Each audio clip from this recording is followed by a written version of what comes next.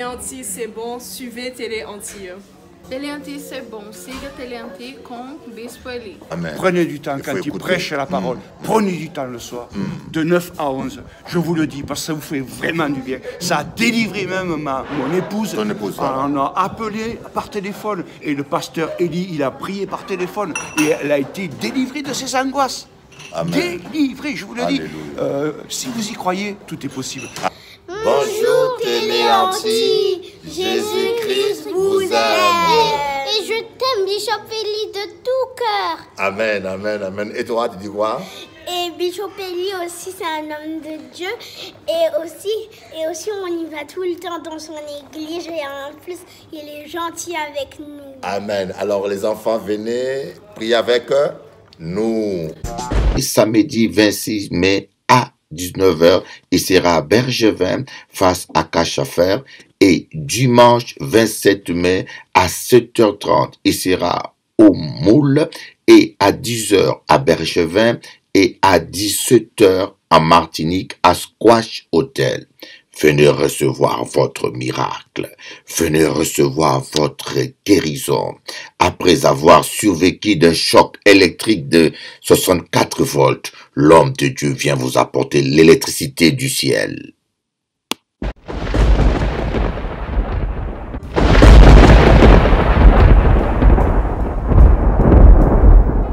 Croyez pas aux mensonges du diable. Je veux que vous preniez conscience que le diable, c'est un menteur. C'est un grand menteur qui est vaincu. Mais Yoka dit, ouais, je comprends pas, Bishop. Tu dis que le diable, il est menteur. Voilà. Première chose, le diable est un menteur. Il est un accusateur. C'est un voleur. Hein? Il vient pour voler, tuer et égorger. Et puis, par surcroît, il est vaincu. La Bible dit qu'il a été vaincu à la croix de Golgotha. Mais Yoka dit, moi, mais comment quelqu'un qui est vaincu arrive encore à régner? Comment quelqu'un qui est vaincu, qu'on déclare vaincu, arrive encore à régner? C'est simple. Il règne par le mensonge.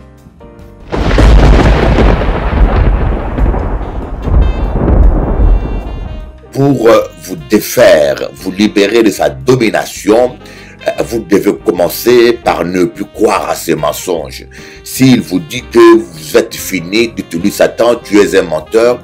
Je ne suis pas fini, je viens de commencer.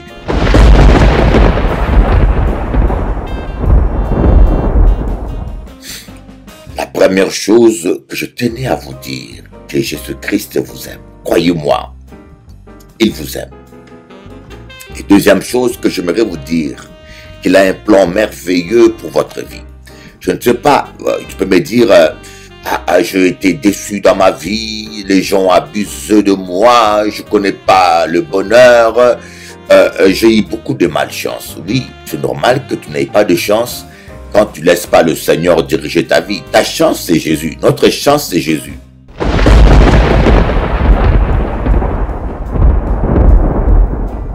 Croyez-moi, et je parle au couple surtout aujourd'hui, les gens font l'amour comme des bêtes, comme des animaux, comme des cochons, comme des truies. Parce que, et le pire, parce que des fois, les hommes maltraitent leurs femmes, ne le respectent pas, l'humilient, l'écrasent.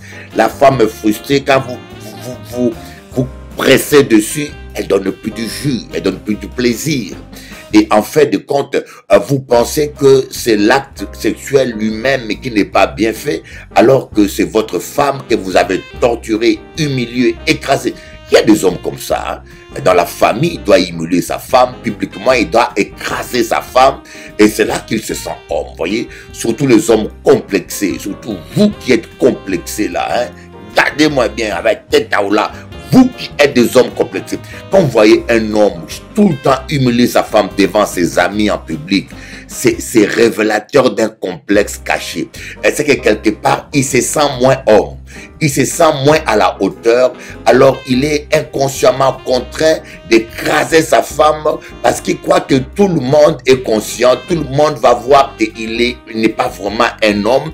Alors pour distraire les gens, il est obligé inconsciemment d'écraser sa femme devant les autres pour montrer que je suis un homme, que j'existe, que je suis chef sur moi. Je suis chef sur moi.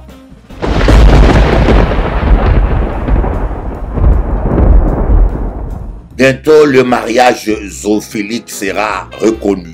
Oui. Bientôt, les gens pourront se marier avec leur chat à la mairie. Oui. Vous rigolez. Vous croyez que je rigole. Je vous dis que bientôt, vous allez voir ça.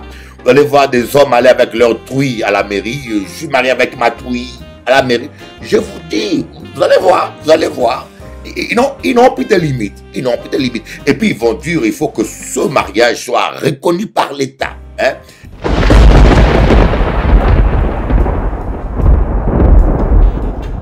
N'inventons pas de faux péchés. Ah, manger le cochon était un péché.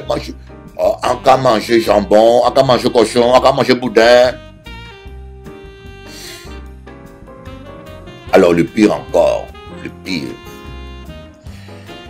en passant si en pédisant ça, une sœur en Christ m'a dit, prendre des positions au lit, c'est un péché. Il y a des positions des animaux, des positions qui sont pas bien au lit, dans l'intimité sexuelle. Prendre des positions, je dis, wow, ma soeur, ton mari doit s'ennuyer. Woyoy. Ton mari doit s'ennuyer. Déjà à la chair, je suis missionnaire, hein. À la télévision, je suis missionnaire. Et tu veux m'obliger de rester missionnaire au lit, c'est fatigant. Pour cette sœur-là, une Belge qui m'a dit ça, la seule position qui est acceptable par Dieu, c'est la position missionnaire. J'ai dit, mais on n'est pas tous des missionnaires. Non, il faut arrêter avec ça. Mission, c'est à la chair, mission. Mais au lit, nous ne sommes plus des missionnaires, nous sommes des vaillants héros. Chaque homme doit devenir un vaillant héros.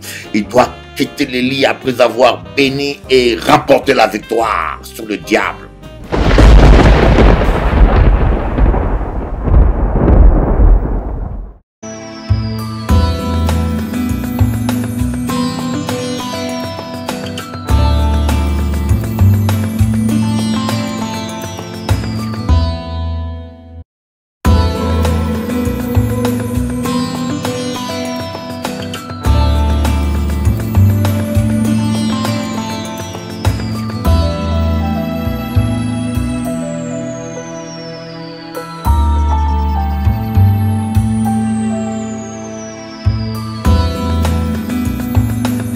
Samedi 26 mai à 19h, il sera à Bergevin face à Cachafer.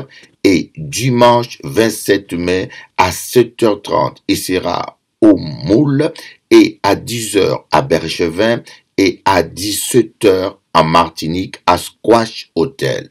Venez recevoir votre miracle. Venez recevoir votre guérison. Après avoir survécu d'un choc électrique de 64 volts, l'homme de Dieu vient vous apporter l'électricité du ciel.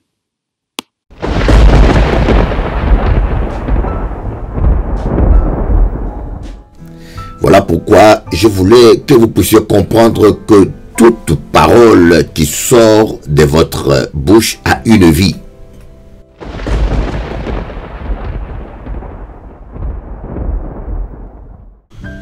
Un voyant ne peut pas prédire votre avenir, mais par contre, il peut le maudire.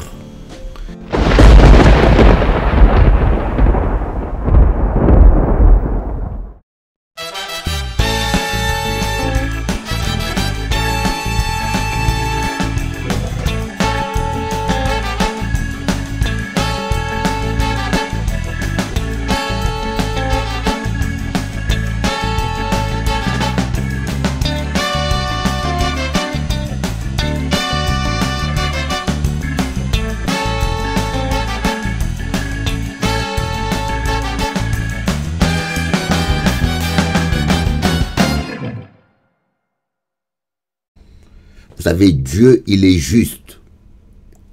Encore répétez où? Dieu, il est juste. Et Dieu ne peut pas être injuste par amour pour toi. Donc Dieu ne peut pas se contredire. Il ne peut pas se contredire par amour pour toi. Nous devons prendre conscience. La Bible dit que tout ce qu'un homme sème, il va le récolter. Tout ce que nous sémons, j'aimerais vous dire que tôt ou tard, nous allons les récolter. C'est la raison pour laquelle je tenais à vous dire, faites attention à ce que vous sémez dans votre vie. Sémez de bonnes choses, dites que de bonnes choses. Si vous voulez vivre de bonnes choses, si vous voulez être béni, c'est pour cela Proverbe dit, celui qui veille sur sa bouche, veille sur son âme. Celui qui veille sur sa bouche, veille sur son âme. Avec votre bouche, vous pouvez bénir votre vie, vous pouvez prospérer. Avec votre bouche, vous pouvez aussi vous-même vous ensorceler. Yoka dit, on m'a fait la sorcellerie, mais parfois, c'est notre propre bouche qui nous envoûte. Et c'est pas le voisin, c'est pas le sorcier. Vous savez, je tenais à vous dire que vous devez comprendre une fois pour tout, le diable n'est pas aussi fort que cela. Le diable n'est pas aussi fort que cela et que d'après la parole de Dieu, le diable a été vaincu. Mais ne confessez pas les mensonges du diable. Hier, je vous ai dit que le diable est un menteur. Le diable est un escroc. Ne croyez pas ce qu'il vous dit et surtout ne confessez pas ce qu'il vous dit. N'oubliez jamais que le diable est un menteur et ses serviteurs sont des menteurs, des manipulateurs. Voilà pourquoi vous ne devez pas croire aux mensonges du diable. Mais Yoka dit, moi, mais Bishop Eli, mais tu parlais bien, mais je n'ai jamais entendu le diable parler, moi. Ah, ça, vous bitons qu'à penser.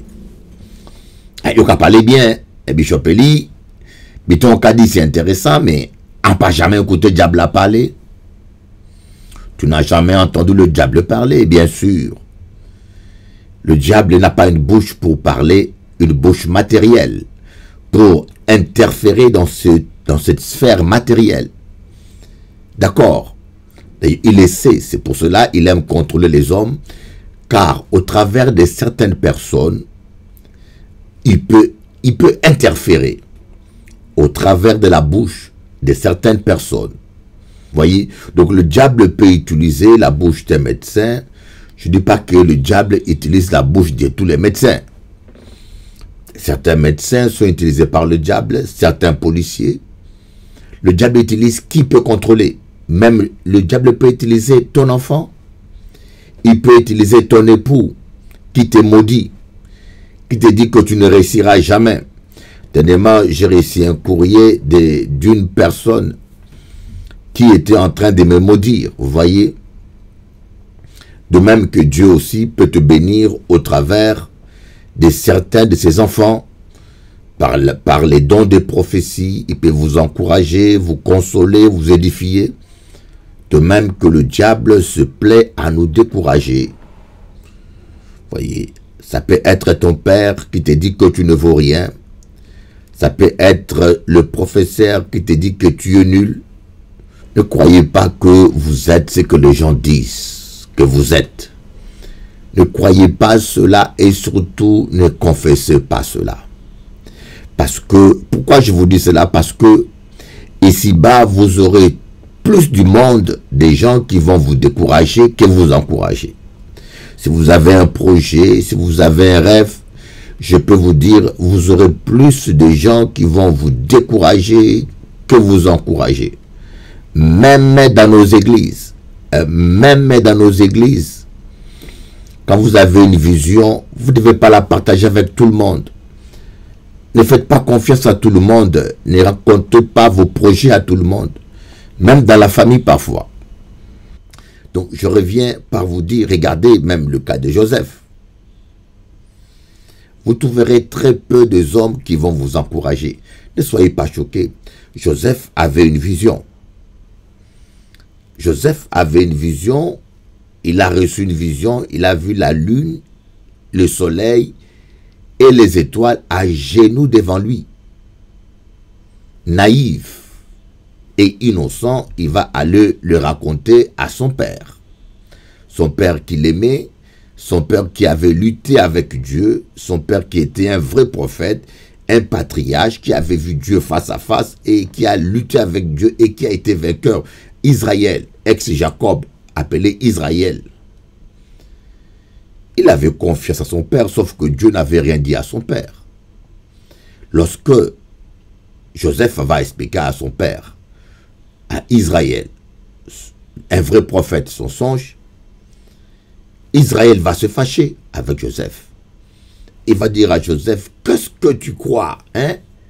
Qu'est-ce que tu prétends? Tu penses que moi et tes frères, on va s'agenouiller devant toi? Il a grogné, pauvre Joseph. Simplement parce que Joseph n'avait pas reçu. Dieu a parlé à Joseph et Israël, bien qu'il était prophète, mais Dieu lui a rien dit. Dieu lui avait rien dit. Et bien sûr, le rêve de Joseph s'est accompli finalement.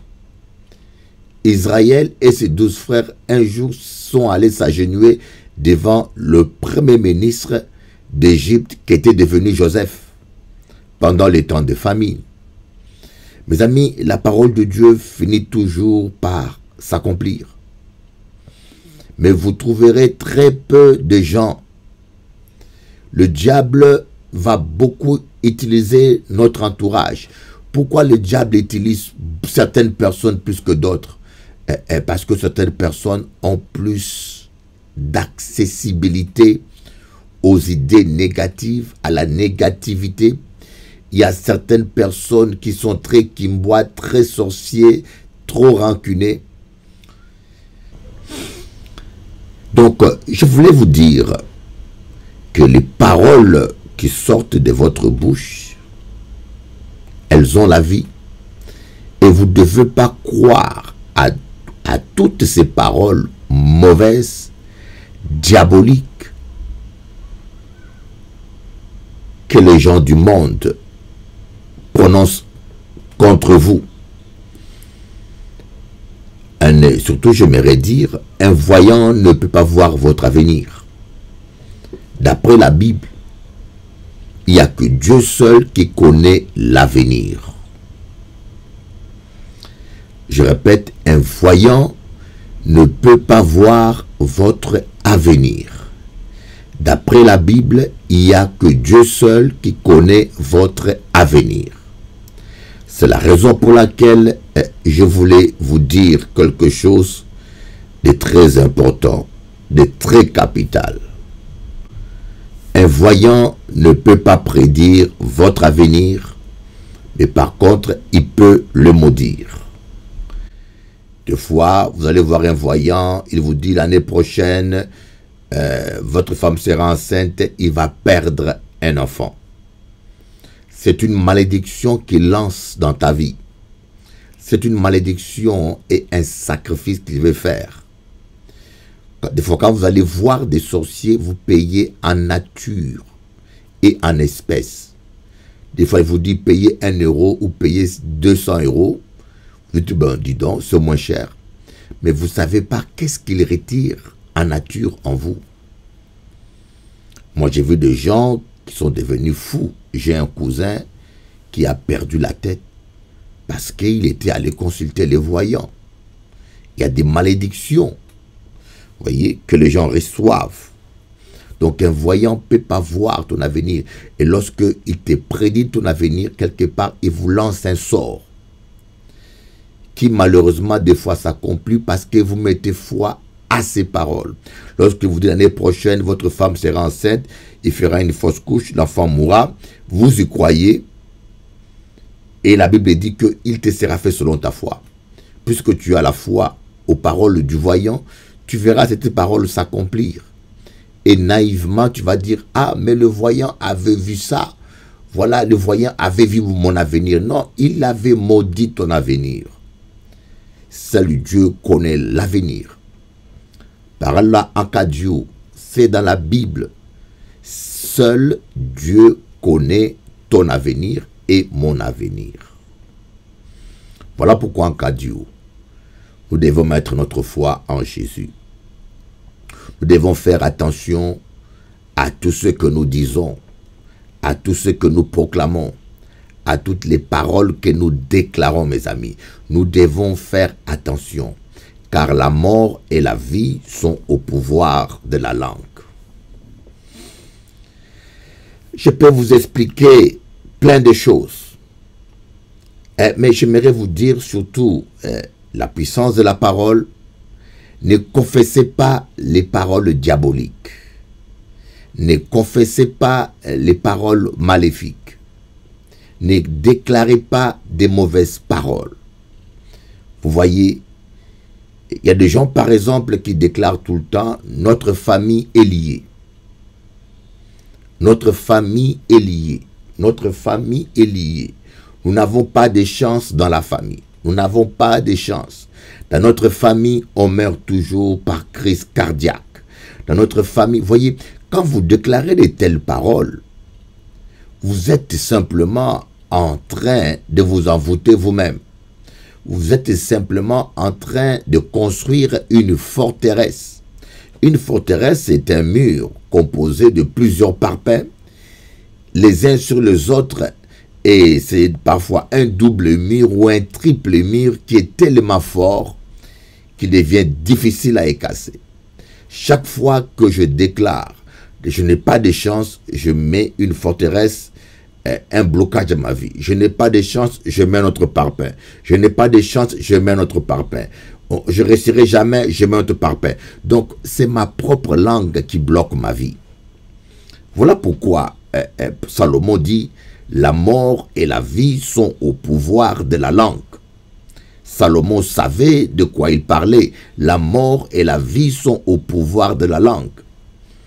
Et voilà pourquoi je vous dis, c'est bien de prier pour la victoire, c'est bien de prier pour la guérison, c'est bien de prier pour le miracle, mais c'est mieux de déclarer la guérison.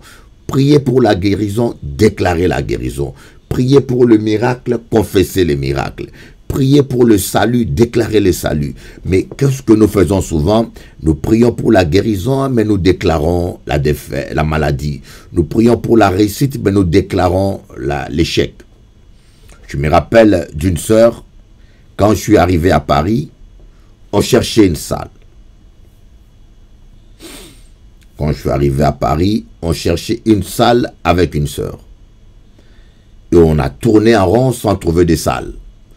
Des fois, il y avait des salles, hein, mais souvent les églises évangéliques ont une telle mauvaise réputation à Paris, des mauvais payeurs, des fois malheureusement, quand je dis église évangélique, des prétendues églises évangéliques, parce qu'il y a beaucoup de sectes, beaucoup de voyous qui se présentent comme tels. Vous voyez, pour créer une église évangélique, il suffit de déclarer une association avec 3 noms, tout le monde peut le faire. Inventer un nom, n'importe quel nom. Vous pouvez écrire Assemblée chrétienne des Grenouilles, vous allez voir, la préfecture ne va pas refuser, elle va accepter. Vous avez droit, c'est votre droit. Alors tout le monde peut créer une église avec 3 personnes. Et c'est déclaré comme pasteur comme tel, vous voyez. Malheureusement, c'est comme ça. Vous voyez donc, alors, il y a tellement d'aventuriers à Paris qu'ils ont sali l'image des églises évangéliques. Alors quand vous êtes un pasteur évangélique, vous cherchez une salle, croyez-moi, vous avez des problèmes sérieux. Les propriétaires ne veulent plus louer aux pasteurs. Et pendant que nous étions en voiture, on roulait, on avait prié pour chercher la salle. La dame en roulant me dit, Bishop Eli, que c'est difficile de trouver une salle. Que c'est dur, que c'est compliqué. Je dis, mais ma soeur, on vient de prier là, pour que Dieu nous donne une salle. on vient de déclarer dans nos prières que nous aurons une salle et que Dieu pourvoira. Bon, maintenant, pendant que nous roulons, tu déclares, tu confesses que c'est difficile pour trouver une salle. Parce que tu confesses que c'est difficile, c'est toi qui rends difficile l'accessibilité à la salle. C'est toi qui rends pénible notre démarche. Voyez?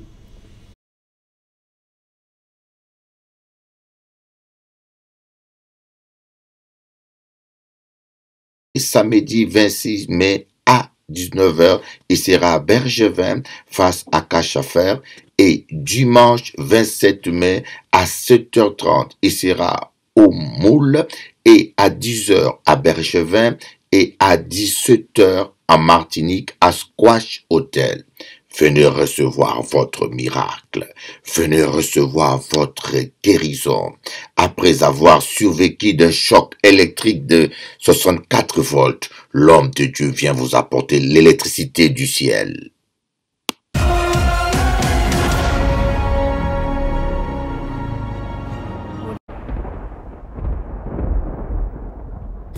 Si vous lisez certains psaumes, vous allez voir que David maudit ses ennemis. Voyez, ça c'est la dispensation de la loi. Une période où David maudit ses ennemis. Que Dieu le frappe, qu'il périsse, certains psaumes. Mais ces versets sont valables durant la dispensation de la loi. Parce que selon la loi, on dit œil pour œil, dent pour dent. À part ça, il faut comprendre. Mais nous sommes sous la grâce. Dans la dispensation de la grâce, Jésus-Christ s'est dit, bénissez et ne maudissez pas. Priez pour vos ennemis, pour ceux qui vous persécutent. C'est une autre dispensation, mes amis.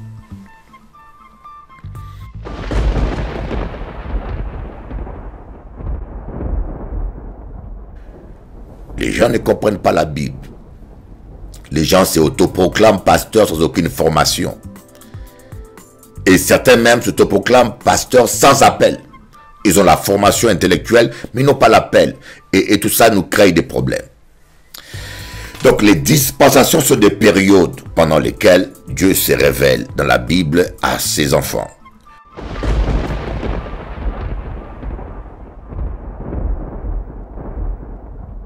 La polygamie est venue quand l'homme a été exclu du jardin d'Éden.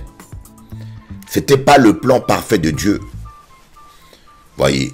Alors, les gens ne tenant pas compte de différentes dispensations, certains prédicateurs vicieux ou théologiens diaboliques, faux prophètes, ont argumenté le fait que Salomon avait plusieurs femmes, que Jacob avait plusieurs femmes, Abraham avait 2 femmes.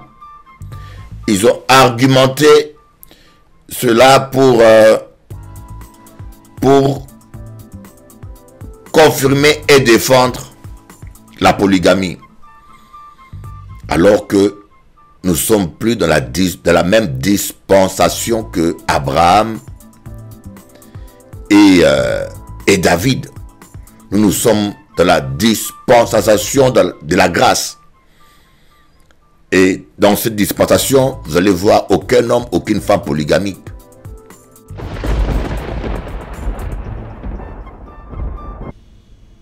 Par tes paroles, tu seras justifié et par tes paroles, tu seras condamné. J'espère que vous comprenez ce que je suis en train de vous dire.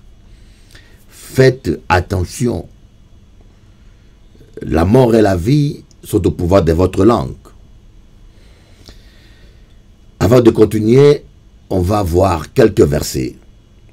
Quelques versets importants qui parlent de la langue. Suivez.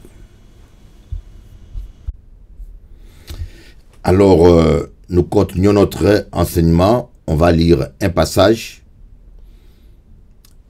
qui est intéressant un passage qui va nous aider à comprendre ce que je suis en train de partager avec vous aujourd'hui. Voyons dans Marc chapitre 5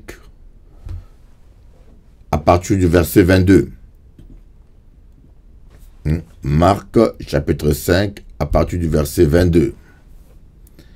Alors vint un des chefs de la synagogue du nom de Jairus. Lorsqu'il aperçut Jésus, il se jeta à ses pieds et le supplia avec insistance, ma petite fille est sur le point de mourir.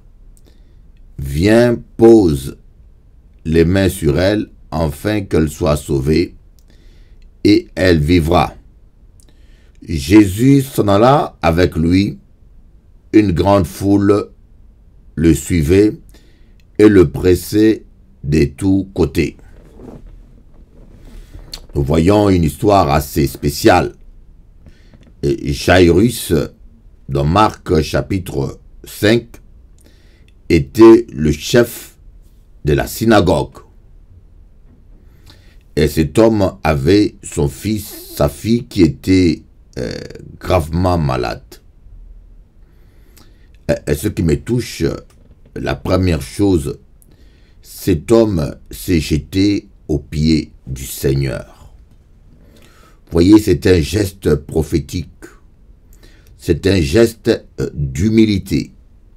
C'est un geste de soumission. C'est un geste de brisement. Jairus était un chef. On dit un des chefs. Donc Jairus est un homme qui avait les honneurs, le respect, mais devant sa souffrance, devant son problème, il a oublié son titre, il a oublié sa réputation. Et Jairus s'est jeté carrément aux pieds du Seigneur pour réclamer la faveur de Dieu. Et vous voyez, il y a beaucoup de gens qui ne sont pas délivrés. Beaucoup de gens ne sont pas guéris parce qu'ils ne veulent pas se jeter aux pieds du Seigneur. Ils sont trop imbus de leur personne. Ils sont trop fiers de ce qu'ils sont. Ils sont trop fiers. Ils aiment trop leur image. Voilà pourquoi certaines personnes ne vivent pas la gloire de Dieu. Parce que nous sommes trop fiers de nous-mêmes. Trop orgueilleux. Vous voyez, Jairus n'a pas regardé sa position. Jairus n'a pas regardé son image. Combien de fois nous allons évangéliser? Quelqu'un me dit, je ne peux pas évangéliser parce que si les gens me voient, voyez, nous aimons trop notre personne. Nous aimons trop notre image. J'ai vu des chrétiens qui ne veulent pas témoigner à la télévision, spécialement en Guadeloupe ou en Martinique. Des chrétiens qui sont guéris, qui sont délivrés et qui refusent de témoigner devant la télévision. Parce qu'ils tiennent à leur image. Ils ont peur des on-dit, des qu'en diront-on. Pourquoi? C'est leur image. Vous voyez, des fois nous aimons trop notre image. Nous voulons trop être appréciés à un tel point que nous refusons même de fois de glorifier les noms précieux de Jésus. On s'est dit, mais qu'est-ce que les gens diront? Qu'en dira-t-on? Comme on dit bien en créole, en Guadeloupe. Et à cause de cela, des fois, nous allons à côté du plan de Dieu. Jésus intervient simplement. Jésus accompagne les gens qui se jettent à ses pieds. Se jeter à ses pieds veut dire se soumettre au seigneurie de Jésus. Se soumettre à la volonté de Jésus. Plier sa volonté à sa volonté. C'est dire comme l'apôtre Paul, ce n'est plus moi qui vis, c'est Christ qui vit en moi. Alléluia. Et Jairus, il a oublié son titre. Vous voyez, des fois, on est bishop, on est apôtre, on est considéré, mais des fois, moi, cela m'est arrivé, je vais dans un pays d'Amérique latine, on me met dans un petit hôtel, dans des conditions difficiles, et je m'humilie pour gagner les âmes, pour élever Jésus. Nous, les hommes de Dieu, on doit apprendre à s'humilier. Vous voyez, se jeter aux pieds du Seigneur, c'est parfois s'humilier. S'il faut que je sois humilié pour que le nom de Jésus soit glorifié, c'est pas grave, je m'humilie. Mes amis, apprenons à nous humilier. Moi, j'ai vu des gens, il est directeur dans le monde. Il vient à l'église, il veut qu'on le respecte comme directeur à l'église. Voyez, j'ai vu des gens riches, tellement riches, que sa famille, ses enfants, tout son entourage tremblent devant lui, parce que tout le monde veut de son argent, bien sûr, et on le met toujours en première place. Il a les premiers honneurs. Mais la personne vient à l'église, il s'attend à ce que moi aussi, je lui donne la première place, les premiers honneurs, la première place dans l'église, et parfois, ils ne le reçoivent pas et ils sont déçus. C'est comme le général Naaman. Le général Naaman, il était un grand général, il s'attendait à ce que le prophète Élie court, se précipite devant lui pour l'accueillir, comme les présidents accueillent les présidents à la descente de l'avion. Il s'attendait à un tel honneur. Mais le prophète Élisée est resté dans sa maison et il a envoyé un messager, son jeune serviteur, pour dire au général Naaman qu'il ne le reçoit même pas, qu'il aille seulement se jeter cette fois à la rivière du Jourdain et sera guéri. Et là, le général Naaman, son orgueil était touché. Son orgueil était touché. Sa fierté était touchée. Il n'était pas content.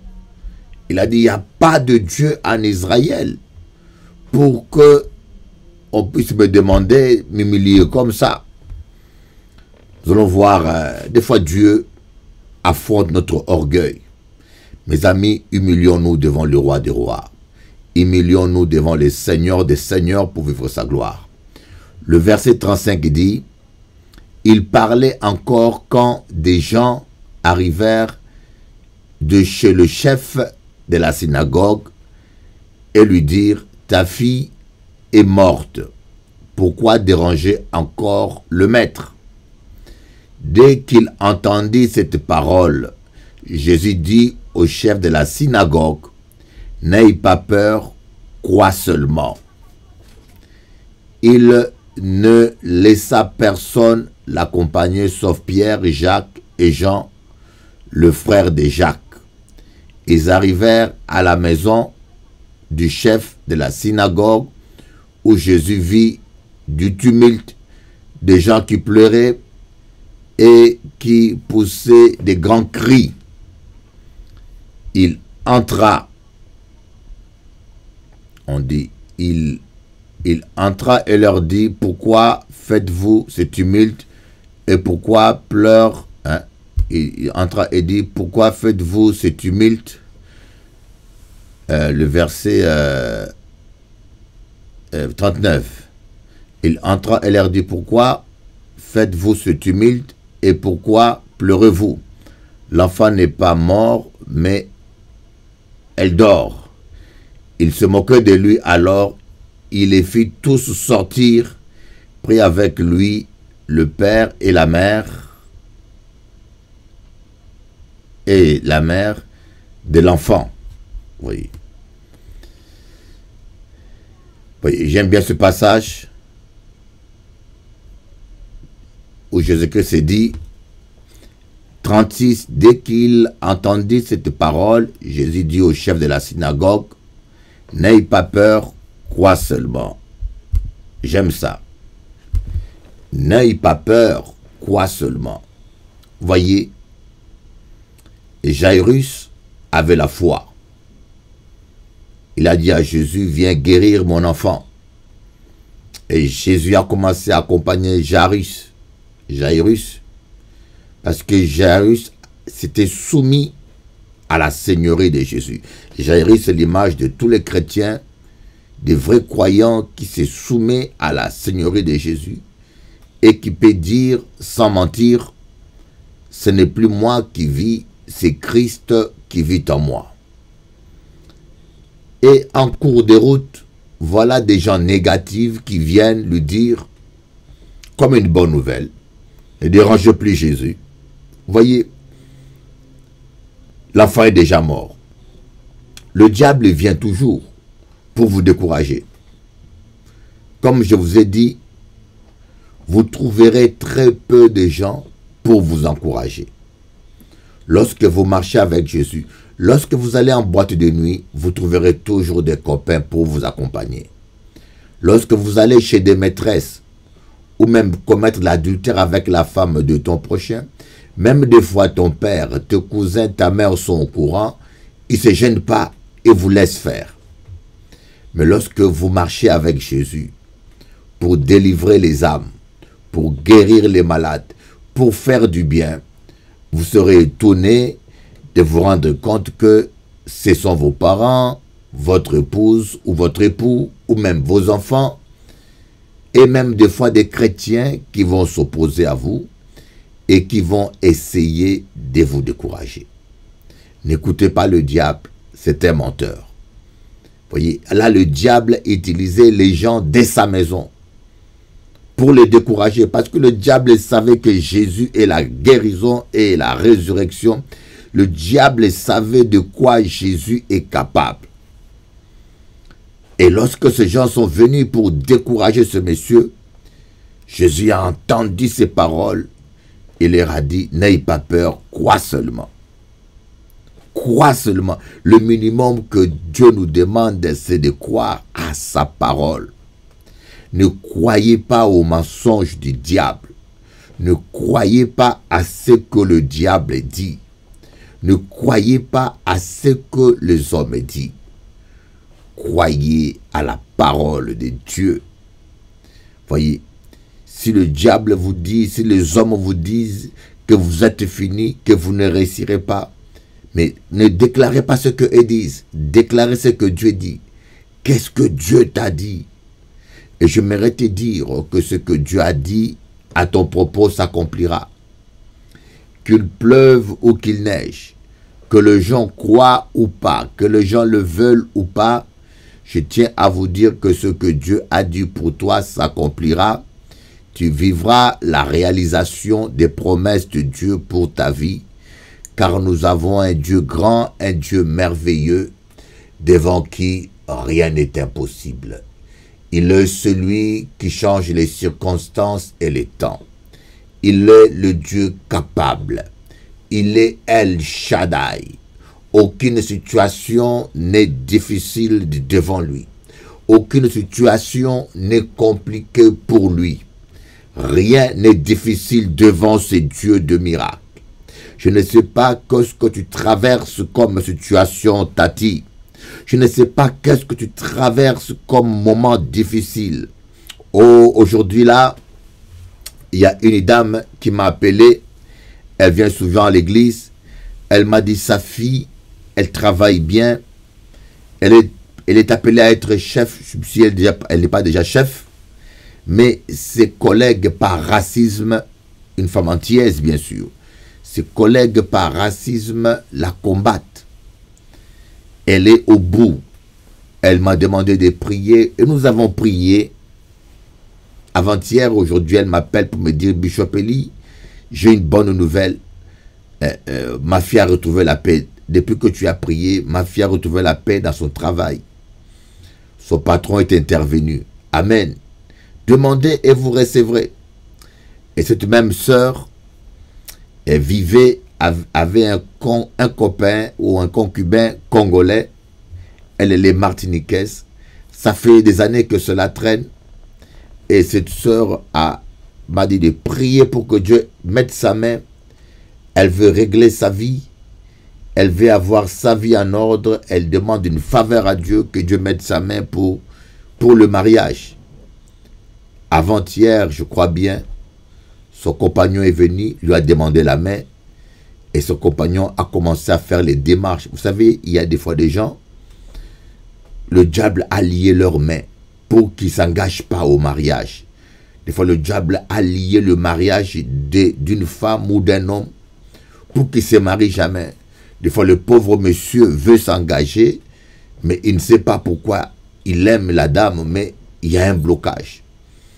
Mais rien ne peut résister à la puissance de Dieu, parce que notre Dieu est tout puissant. Et je ne sais pas ce que tu traverses comme situation, mais ce que je sais, c'est que ton Dieu est capable. Ce que je sais, c'est que ton Dieu est tout puissant. Ce que je sais, c'est que rien n'est compliqué devant ce Dieu.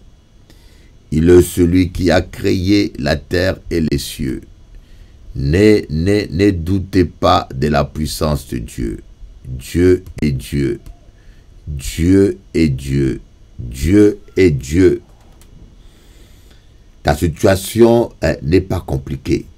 Mais une seule chose que moi, je viens vous demander, arrêtez de confesser les paroles du diable. C'est un menteur. Arrêtez de prier et de confesser la maladie en même temps. Arrêtez de prier pour la prospérité et de confesser la pauvreté. Ce que vous confessez, c'est ce que vous semez. Et le diable arrive à nous manipuler. Le diable arrive à nous faire croire des paroles négatives et nous amène à les déclarer, à les confesser. Combien de gens disent « ma vie est bloquée, ma vie est bloquée ». Et si tu confesses que ta vie est bloquée, alors qu'en réalité, elle a été débloquée. Donc tu es encore en train de rebloquer ta vie. Si tu confesses que tu es lié, alors qu'en réalité, tu as été délivré, tu es toi-même en train de bloquer et de lier de nouveau ta propre vie. Voilà pourquoi ce soir, on veut encourager Mounla qui a passé un moment de doute. Faites attention à ce que vous dites. Sanctifiez votre bouche. Comme je disais aux hommes de Dieu, un médecin, quand il veut pratiquer la chirurgie, il anesthésie d'abord les ustensiles d'anesthésie, de l'opération bien sûr. C'est pareil que Dieu, lorsque Dieu veut guérir un malade, guérir son peuple, il choisit des instruments sanctifiés. Voilà pourquoi l'apôtre Paul dit, celui qui se sanctifie sera utilisé par Dieu.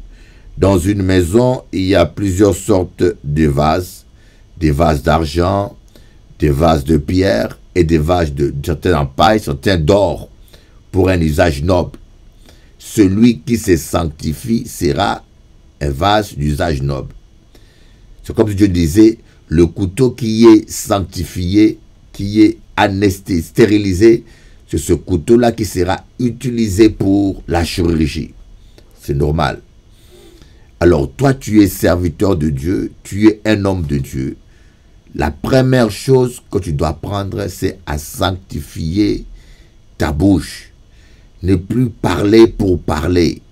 Un homme de Dieu, un enfant de Dieu ne doit pas trop parler.